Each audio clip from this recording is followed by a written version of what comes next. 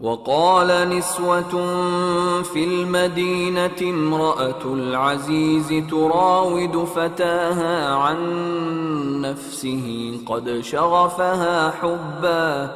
إنا لنراها في ضلال مبين.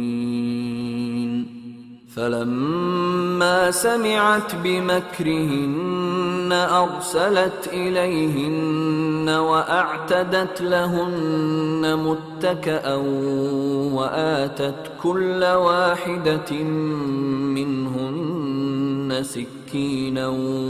وقالت اخرج عليهن. فلما رأينه أكبرنه وقطعن أيديهن وقلن حاش لله ما هذا بشرا إن هذا إلا ملك كريم. قالت فذلكن الذي لمتنني فيه ولقد راودته عن نفسه فاستعصم ولئن لم يفعل ما آمره ليسجنن وليكونن من الصاغرين. قال رب السجن أحب إلي مما يدعونني إليه وإلا تصرف عني كيدهن أصب إليهن وأكن من الجاهلين. فاستجاب له ربه فصرف عنه كيدهن إنه هو السميع العليم. ثم بدا لهم من بعد ما رأوا الآيات ليسجننه حتى حين. ودخل معه السجن فتيان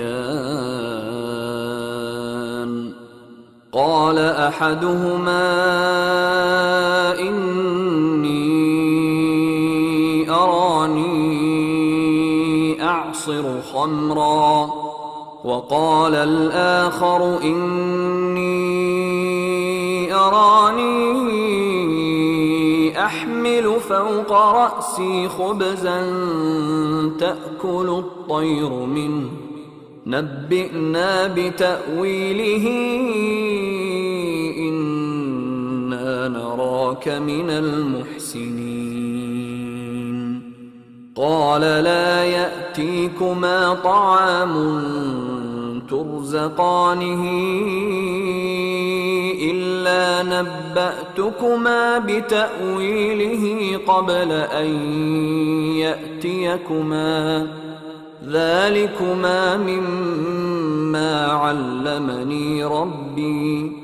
إني تركت ملة قوم لا يؤمنون بالله وهم بالآخرة هم كافرون واتبعت ملة آبائي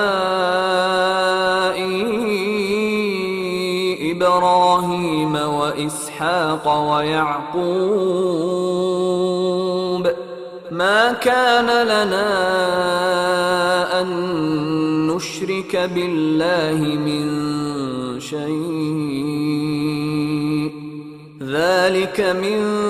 فضل الله علينا وعلى الناس ولكن أكثر الناس لا يشكرون. يا صاحبي السجن أأرباب متفرقون خير أم الله الواحد القهار ما تعبدون من دونه إلا أسماء سميتموها سميتموها أنتم وآباؤكم ما أنزل الله بها من سلطان إن الحكم إلا لله أمر ألا تعبدوا إلا إياه ذلك الدين القيم ولكن أكثر الناس لا يعلمون يا صاحبي السجن أما أحدكما فيسقي ربه خمرا وأما الآخر فيصلب فتأكل الطير من رأسه قضي الأمر الذي فيه تستفتيان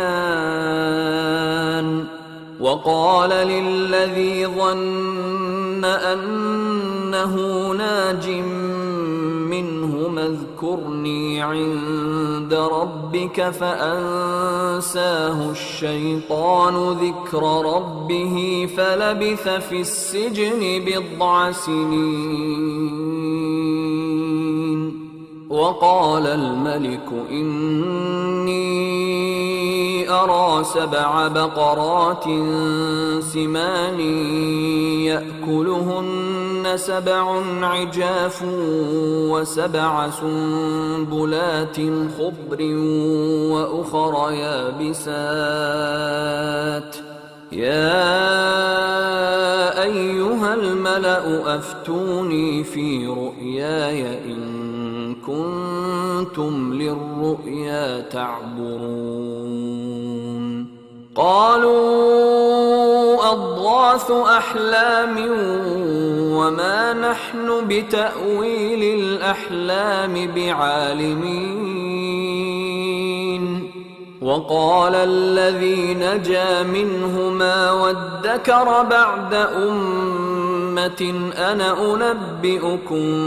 بتأويله فأرسلون يوسف أيها الصديق أفتنا في 7 بقرات سمان يأكلهن 7 عجاف و7 سنبلات خضر وأخر يابسات لعلي أرجع إلى الناس لعلهم يعلمون قال تزرعون 7 سنين دأبا فما حصدتم فذروه في سنبله إلا قليلا مما تأكلون ثم يأتي من بعد ذلك 7 شداد يأكلن ما قدمتم لهن إلا قليلا مما تحصنون ثم يأتي من بعد ذلك عام فيه يغاث الناس وفيه يعصرون